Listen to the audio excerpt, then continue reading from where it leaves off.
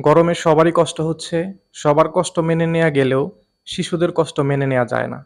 গরমে শিশুদের শরীর থেকে অতিরিক্ত পানি বের হয়ে যায়। ঘামের মাধ্যমে স্কিন থেকে অদৃশ্যভাবেও পানি বের হয়ে যায়। শ্বাস-প্রশ্বাসের সাথে পানি বের হয়ে যায়। এর ফলে দেখা যায় যতটুকু খাবার খাচ্ছে বা পানি খাচ্ছে অথবা দুধ খাচ্ছে, তার বেশিরভাগ অংশই অদৃশ্য রাস্তায় বের হয়ে যাচ্ছে। প্রস্রাবটা কমে যাচ্ছে। ঠিক এই বিষয়টা অ্যালার্মিং। যদি ২৪ ঘন্টার মধ্যে ৮ বারের কম প্রস্রাব করে, তাহলে খুব দ্রুত একজন ডক্টরের সাথে পরামর্শ করতে হবে। যে শিশুকে দিনে ১০ বার থেকে ১২ বার ব্রেস্ট ফিডিং করাতেন, এখন তার চেয়ে ১ বার বা ২ বার বেশি ব্রেস্ট ফিডিং করাবেন। ব্রেস্ট ফিডিং করানোর আগে অন্ততপক্ষে ১ ঘন্টা আগে অবশ্যই আপনি ১ গ্লাস থেকে ২ গ্লাস পানি পান করবেন। তাতে আপনার শিশু ব্রেস্ট ফিডিং এ পানির পরিমাণ আরও বেশি পাবে। ৬ মাস বয়স পার হয়ে গিয়েছে, যাদের বাড়তি খাবার দেয়া যাচ্ছে, তাদেরকে তরল খাবার বেশি খাওয়াবেন, পর্যাপ্ত পরিমাণে পানি পান করাবেন।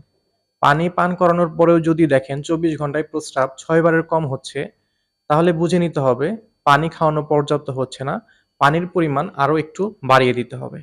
এই পরামর্শগুলো যদি মেনে চলেন, তাহলে ইনশাল্লাহ শিশু ডিহাইড্রেশনে পড়বে না, শিশু গরমেও সুস্থ থাকবে। ভিডিওটি শেয়ার করলে অনেকেরই কাজে আসবে।